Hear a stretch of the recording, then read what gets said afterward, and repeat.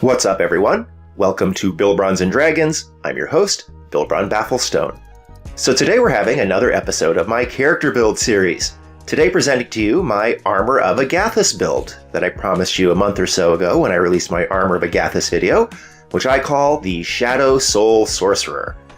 And this is a build that I've been playtesting for the last couple of months. Played it all the way to 11th level, or at least a variant of it, as I'll explain.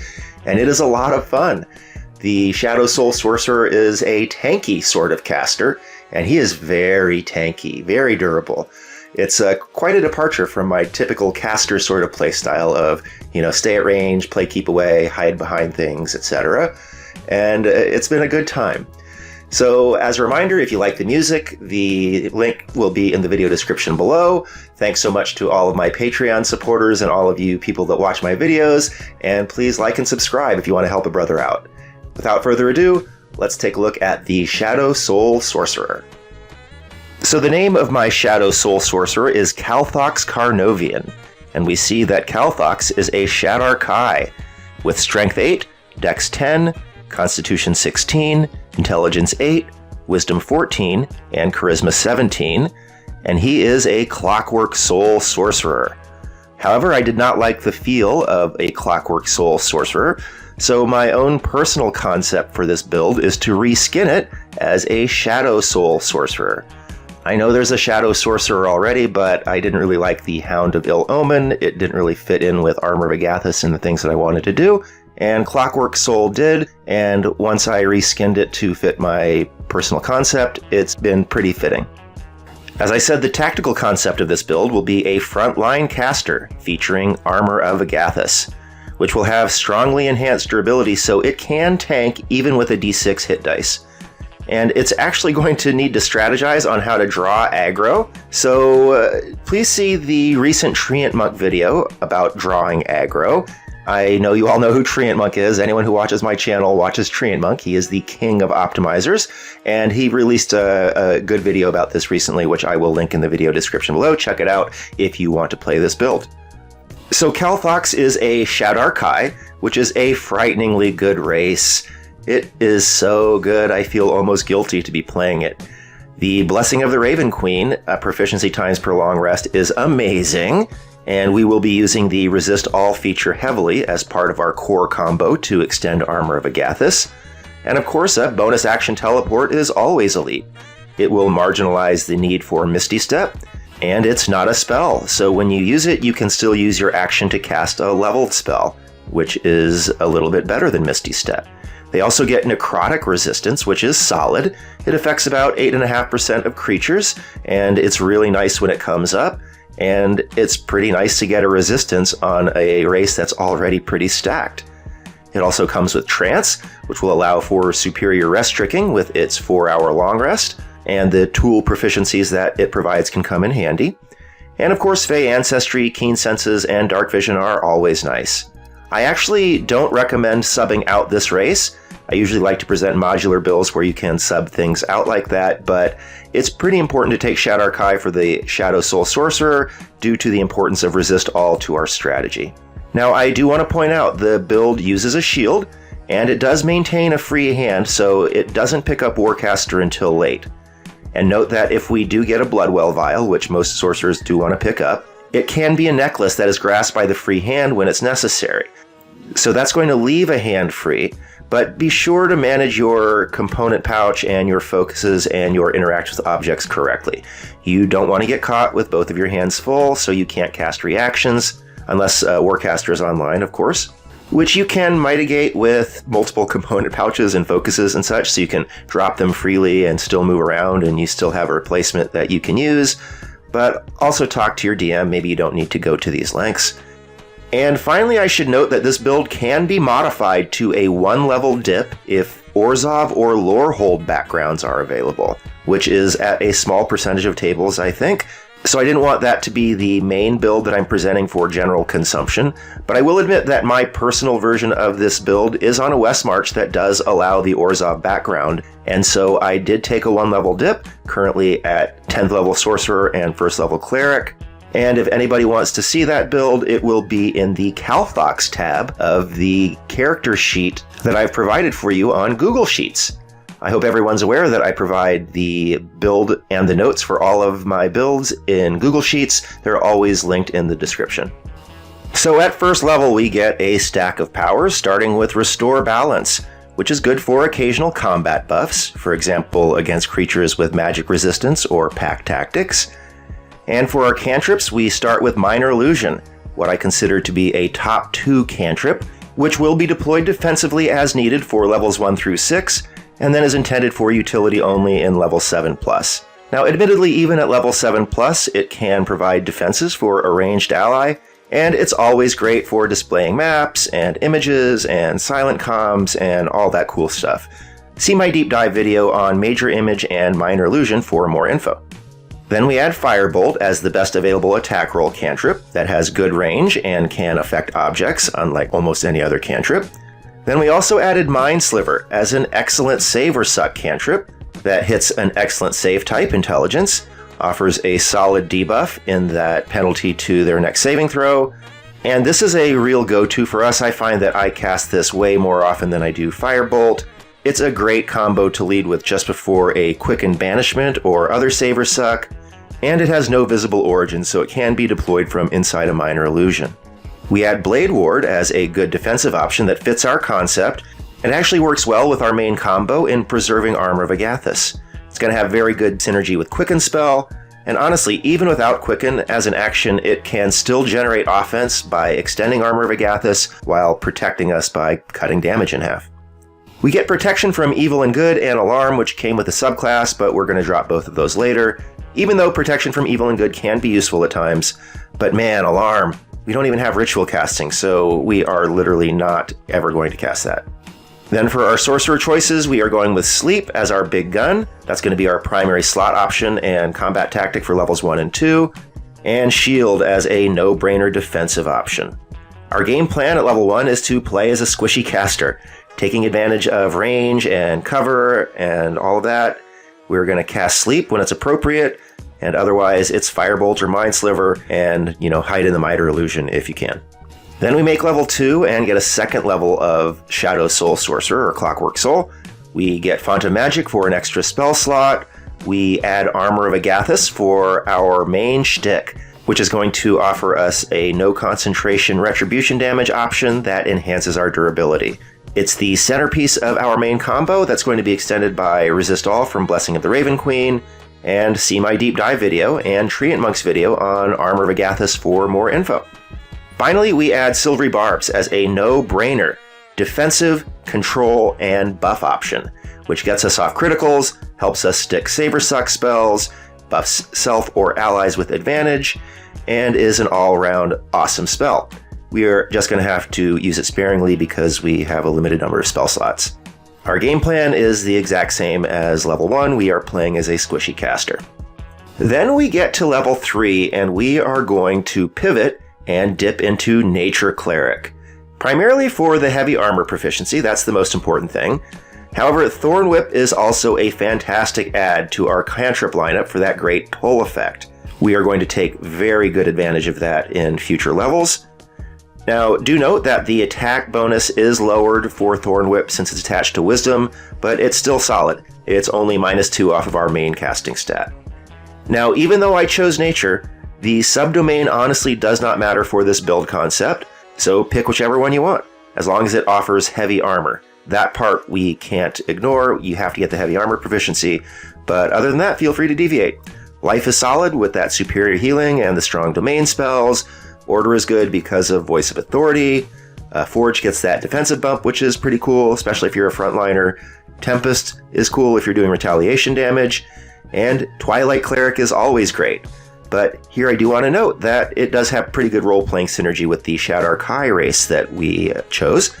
And I will confess that my personal concept or build went with the Twilight Cleric just for RP reasons. I honestly preferred to go with Nature because I really want Thorn Whip for this, but ultimately I decided that for my concept, Twilight made a lot more sense. So yeah, we got heavy armor proficiency, and adding heavy armor is going to greatly increase our durability and will allow us to work on the front line. It's especially nice because we have the shield spell. Now, note right away, our strength is too low to avoid the -10 move penalty, yet we are going to knowingly eat this penalty. I honestly found in my playtesting that it was not that big a deal. As frontliners, we just need to get to the front line. Blessing of the Raven Queen was typically enough to get me there, even with a 20 move, and then once you're there, you don't really have to move too much. Now that said, we will do our best to circumvent the move penalty with cheap mounts and items, right? Mithril Plate is the dream, but at the start, we're just going to deal with it. Then with Cleric, we get some new cantrips, so we are going to go with Guidance to get the other top 2 cantrip, and we will use it aggressively to gain an initiative bump. We added Mending for utility. We added Resistance for occasional save bumps. I mean, it can be solid in some scenarios like Exploration. The reason we took it mostly, though, is because we are trying to avoid taking offensive cantrips.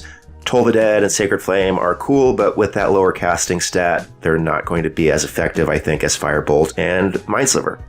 For leveled spells, we are going with Healing Word as a no-brainer healing option for in-combat pickups.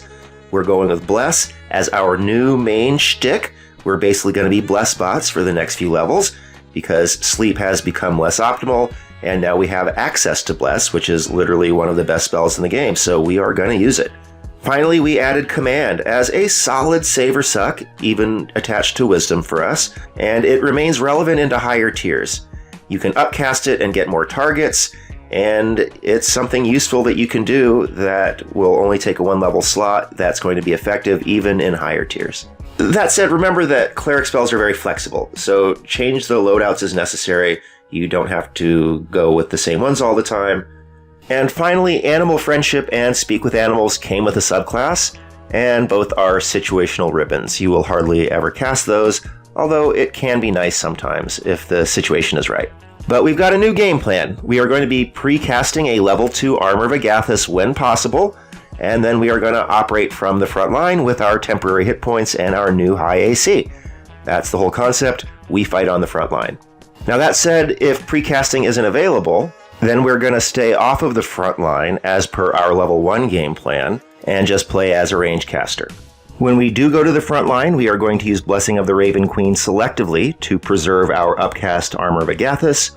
And of course, we are going to cast Bless immediately in round 1, and then just Firebolt or Mindsliver thereafter. Obviously, we will opportunistically cast our other spells when appropriate. Then at level 4, we get our Channel Divinity, and we get to Turn Undead, Harness Divine Power, and Charm Animals and Plants. Harness Divine Power is the big get here, Turn Undead is only situationally useful, and Charm Animals and Plants is unlikely to do much even when you can use it. I mean, Beasts and Plants are pretty rare, and even if they do show up, 30-foot range is not going to be enough to end a combat. Finally, we are adding Guiding Bolt to give us a solid Tier 1 blast option, but we're going to drop it at next level, so take whatever you want. Game plan is going to be the same as level 3. Then we get to level 5 and add Spiritual Weapon to give us a solid no concentration bonus action damage bump. And good timing as it comes online at the same time as most get extra attacks, so there's not going to be a big drop off between you and your allies at level 5. And note that it does cause some bonus action clog with Blessing of the Raven Queen and later Telekinetic, so we are going to be dropping this in a few levels. We're also adding Aid as a great option for our frontline playstyle, and it offers a party durability bump. Everybody loves more hit points, right?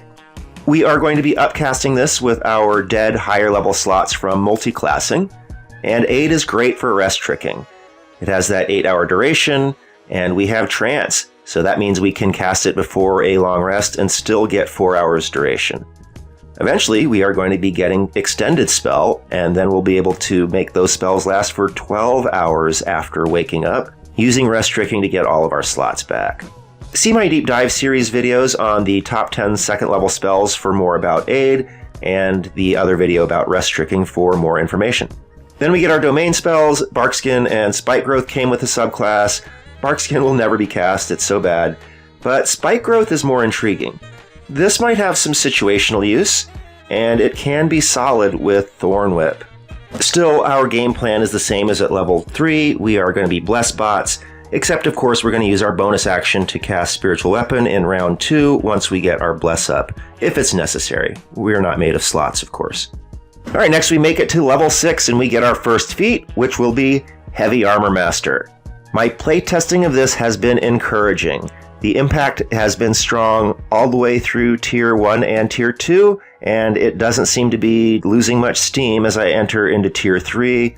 I found that the majority of monsters in 5e increase their DPR via multi-attack, and so Heavy Armor Master has made a big impact, especially for a class that is operating on the front lines with a d6 hit die.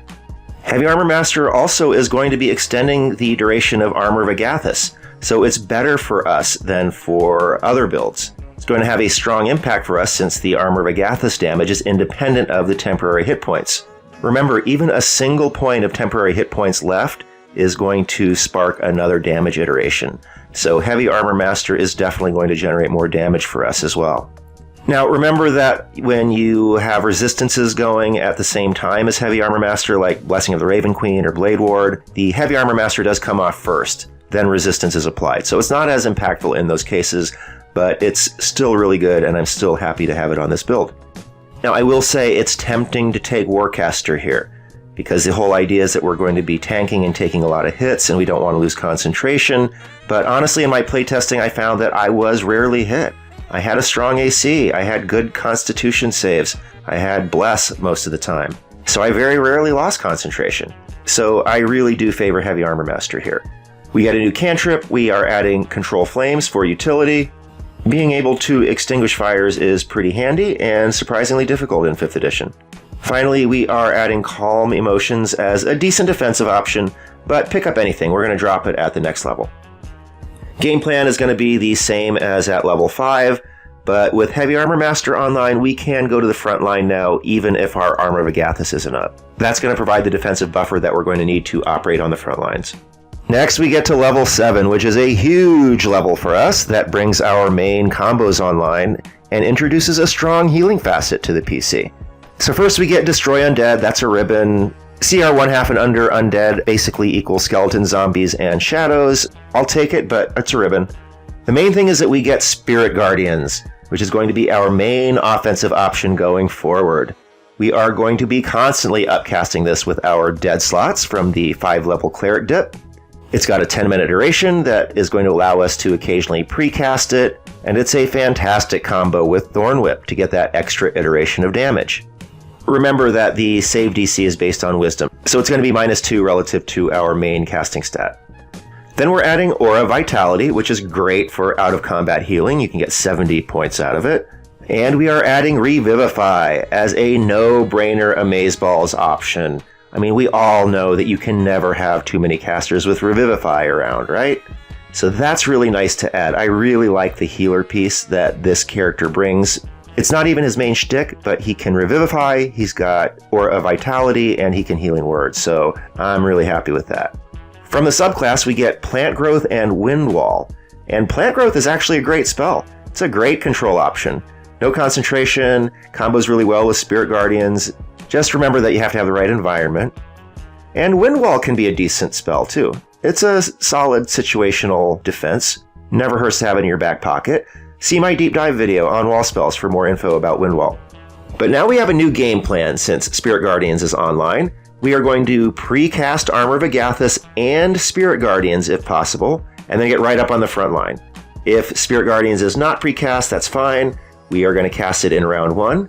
And if Armor of Agathys is not pre-cast, we are going to cast it in round 2 if we're facing a lot of enemy attack rolls. If you don't feel like you're going to get hit very much, then you don't need it. Otherwise, we are going to Mind Sliver enemies in the Spirit Guardians to get that debuff penalty to their save against it, and of course opportunistically cast other spells when appropriate. Next, at 8th level, we are back to Sorcerer levels, and we're going to go Sorcerer the rest of the way. We get our first Meta Magic, which we will use to take Extend Spell and Quickened Spell. Extended Spell is going to allow us that 16-hour duration on critical spells, and it's also amazing to combo with Aura of Vitality to get 140 hit points worth of off-combat healing. Remember that when rest tricking with trance, we are going to be able to get a 12-hour duration out of certain spells. Basically, Aid and Tiny Servant is what I'm looking at here. We're also going to get Quicken Spell, which is going to be excellent with Blade Ward to extend our Armor of Agathys, and nice when we are doing Quickened Mind Sliver into a Saber Suck. Then with the subclass, we got Aid and Lesser Restoration. This is going to allow us to drop it from our Cleric preps, and we're going to take Mass Healing Word instead. And Lesser Restoration is an okay spell, but we are going to be dropping this next level. The only reason we didn't drop it this level is because we're finally adding Absorb Elements. Then we're getting Mass Healing Word as a party pick-me-up that we can do if everybody is going down. We're adding Absorb Elements to finally complete the Caster Defensive suite of reactions. We're getting Vortex Warp for a great party maneuverability option and opportunistic offense, and See Invisibility as a strong utility option that won't often drain our slots. Game plan is going to be the same as level 7. Then at level 9, we get our second feat, and we are taking Telekinetic to get that Charisma bump and fantastic bonus action shenanigans. It has amazing synergy with Spirit Guardians because you can pull enemies into it for an extra damage iteration. And I gotta say, in playtesting, I am doing this all the time. I definitely want to combo this in at 9 so that it can work with Spirit Guardians, but you can, with your discretion, swap Warcaster at 6 with Heavy Armor Master. Then you would take Heavy Armor Master at 13 instead of Warcaster as we planned. Those you can switch, but Telekinetic definitely has to come online at level 9. It also has great synergy with Thorn Whip because that's going to be 2 extra iterations of Spirit Guardians damage during our cantrip rounds. Thorn Whip with our action and Telekinetic with our bonus action. We're also getting an Invisible Mage Hand, which is going to be alright for sneaky utility. We're adding Mold Earth as another strong utility cantrip in the right environment. We're adding Pyrotechnics as an amazing defensive option. See my recent Tactics video and my older Deep Dive series video on Heavy Obscurement for more info. And finally, we're adding Detect Thoughts for an Interrogation Win button, Silent Comms, Gathering Intel, and similar utility. I'm a big fan of Detect Thoughts. So our game plan at level 9 is to precast Armor of Agathys and Spirit Guardians if possible, and then get right up on the front line. If it's not precast, we are going to cast Spirit Guardians in round 1. Then we are going to use our bonus action Telekinetic to pull an enemy into the Spirit Guardians every round, including round 1. Then if we need to, on round 2 we can cast Armor of Agathys if we're facing many attack rolls, and otherwise we are going to be mind slivering enemies, targeted with Telekinetic or in the Spirit Guardians to gain a debuff penalty. I've mostly been using it on the Telekinetic so that I can yoink people in there. And of course, obviously, we're going to opportunistically cast other spells when appropriate. At level 10, Magical Guidance comes online for a fantastic buff to ability checks. It is excellent when making counterspell and dispel magic checks. It's excellent with telekinesis, which we're going to get at a later level. It's excellent at skills challenges when you need to make those skill rolls. So really like Magical Guidance. Then we are adding counterspell and dispel magic here, which are obviously really strong control options, and even better for us because we have Magical Guidance, so we can reroll that check when we fail to dispel a higher level than 3rd spell. Then we also get Tiny Servant online to finally get us some minions. I'm a huge fan of Tiny Servant. It's going to be a huge boost to our action economy. It's going to be perfect for rest tricking with that 8-hour duration. We can use Trance and Extended Spell. And man, at our current level, we can get a lot of them. We can get 25 of them right now if we do full-on rest tricking with them. And we're only 10th level. It really goes up here into simply crazy numbers. So we are going to have a swarm of Tiny Servants at our disposal. One of the cool things about them is they can use the help action so that we can get advantage on our Thorn Whip, since it sucks that it's at -2 relative to our casting stat. And consider putting one in everybody's backpack. You know, their standing orders can be come out of the backpack and apply a potion of healing if the carrier goes unconscious from damage. And the backpack should confer total cover, so it's largely protected until it's necessary to execute its standing orders. Check with the DM to make sure that the closed backpack seals openings against the likes of Fireball. As long as that's the case, which I think it should be, it's going to be pretty safe in there. And note that if they are in there, they can't perform their standing orders with a ready action.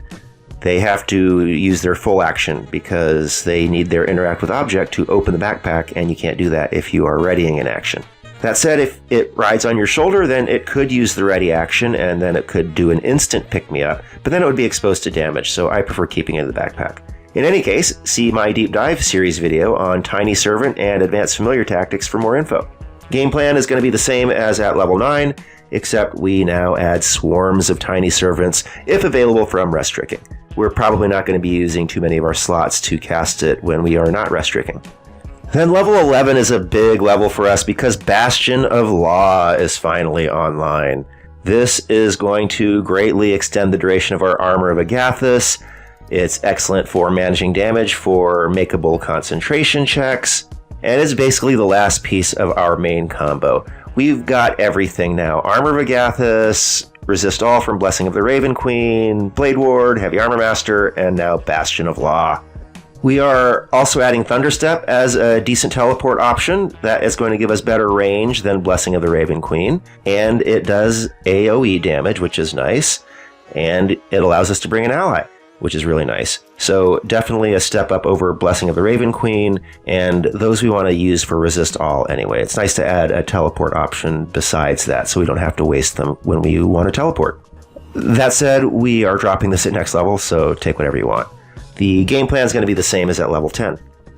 Then at level 12, Freedom of Movement came with a subclass. It's going to be dropped next level. We didn't drop it this level because we wanted to drop something else. We are adding Polymorph as an excellent panic button defense and decent offense utility. We're adding Dimension Door as one of the best maneuverability spells in the game.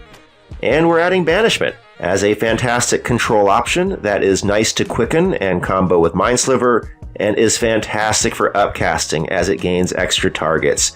If you can gain at least 2 targets by upcasting it to 5th, you are probably going to banish at least one of them. And if you cast it on 3 or 4, you're definitely banishing at least 1 or 2. Game plan is going to be the same as at level 10. And then at level 13, we get another feat, and we are adding Warcaster to lock in our concentration and to finally gain a spell opportunity attack. It's also going to allow us to use items in both hands if some amazing magic item comes up. And if you did choose to take Warcaster at 6 instead of Heavy Armor Master, you might want to consider taking Charisma +2 or Lucky here, since level 13 is pretty late to be adding Heavy Armor Master. We're also adding Control Water as an underrated spell, in my opinion, that provides a win button in certain scenarios involving water. And remember that we are going to be using Spirit Guardians and Armor of Agathys with almost all of our spell slots. So our other spell choices besides that can be utility or situational options like Control Water. So I'm happy with adding it here. And we're finally going to be adding Fire Shield, mostly for the situational fire and cold resistance. I'm not so much interested in the retaliation damage. That's tempting, but in playtesting it was hard to find the slots for it. And we're going to drop this at next level anyway when a better resistance option comes along. Game plan is going to be the same as level 10. Then at level 14, Wall of Force comes online as one of the best controls in 5th edition. Very happy to put that in our arsenal. Then we're also adding Summon Draconic Spirit, mostly to provide access to a wide range of resistances so that we can buff our Armor of Agathys. Remember, we are not summoners, we are frontline casters, but having resistances is very helpful when you're trying to preserve your Armor of Agathys. And Summon Draconic Spirit allows you to pick basically anyone you want. So yeah, we're very happy to add that. And of course, it is the strongest Tasha-style summon. It does pretty good damage, offers some pretty good offense, and it's a good meat shield. It's also good against flying enemies since it can fly, and it's good in heavy obscurement because it has blind sight. So very happy to add Summon Draconic Spirit here. We are also adding Telekinesis as a fantastic single target control option that is great with magical guidance so that we can reroll ability checks and bypasses legendary resistance. So always nice to have Telekinesis in our arsenal. And finally, we're adding Control Winds as an underrated combat and utility option, in my opinion. It is really great against large number of flyers, against ranged attacks, for dispersing fog and smoke and gas, and other situational scenarios. And again, since we are mostly driving with Spirit Guardians and Armor of Agathys, we've got room for situational spells. Game plan is going to be the same as at level 10. Level 15, we get a new meta magic, and we are going to go with Subtle Spell so that we can cast discreetly without starting combat and to protect our counter spells. It's always so nice to be able to settle a counter spell when you're in a caster duel and then they can't counter spell you back. Subtle Spell is going to be fantastic to combo with Detect Thoughts. We are going to be getting all sorts of intel without anybody knowing. And it's only 1 sorcery point, so it's a cheap way to activate a shard if we have one by now, which I'm going to guess at 15th level we're going to have a shard. Now that said, I did consider Twinned Spell as well, because it's interesting to consider Twinned Mind Sliver into Quickened Upcast Banishment, and it wouldn't be too bad to use with Vortex Warp, but that's all I would use it for, and I thought that Subtle was a little bit better for me here, but if you want to take Twinned, I'm not going to argue with you. We also get a new cantrip, so we're just adding Prestidigitation for utility, and for our spell, we are adding Seeming, which to me is another underrated spell. No concentration, lasts 8 hours, and can cover your whole party. Because it's an 8-hour duration, you can rest trick it with Trance and Extended Spell, so I'm happy to add it here. It's nice to be a sorcerer with utility, right? Our game plan is going to be the same as at level 10. We've pretty much got our shtick locked in at this point. And then we get to level 16, where we add Tasha's Otherworldly Guise, as I like the strong defenses, I like the fly speed, and I like having an option against anti-magic fields. Right, you can get out of the range of the anti-magic field and then fire up Tasha's Otherworldly Guise, and then fly up and start firing a longbow.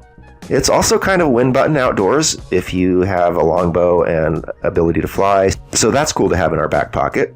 And then I'm adding Scatter, which I think is again underrated. It's a no concentration option that combos well with Wall of Force and Spirit Guardians. Seriously, we can teleport a whole bunch of enemies into Wall of Force or Spirit Guardians, can target 5 dudes, 3 of them are probably going to fail their save, and now they're stuck in Wall of Force. That's great. That's a nice way to deal with Wall of Force's weakness, which is its small area of effect. It's also great at tactically placing allies, if things go sideways, and it's a good panic button for when the team needs to conduct a full retreat. Game plan is still the same as at level 10. Then we get to level 17 and add Resilient Wisdom, as Tier 4 save DCs are just too high to reliably make if you don't have proficiency, and we really want to make those wisdom saves. So remember that advantage and rerolls do not help you if you can't make the save or have a very low probability of making the save. At this level, you got to have proficiency. So Resilient Wisdom. Game plan, same as at level 10. At level 18, we are adding Draconic Transformation for huge damage output. We haven't been the most offensively oriented build, but it's nice to add something that can really rack up a lot of damage, and Draconic Transformation is one of those. 60-foot cone, that's pretty massive. It does really good damage with 68. It's a bonus action to cast. It's a bonus action to activate the breath weapon. All of that's great. Blindsight is great. I mean, it's always amazing and difficult to get, and it does have a nice synergy with Pyrotechnics, which we can cast. Remember that. No concentration and Blindsight. Ooh, that's good. We are also adding Etherealness. Remember, we're all about utility spells at this point. We got our shtick down. So Etherealness is good. Amazing combat defenses. It's a good panic button. Good for exploration. So happy to add Etherealness.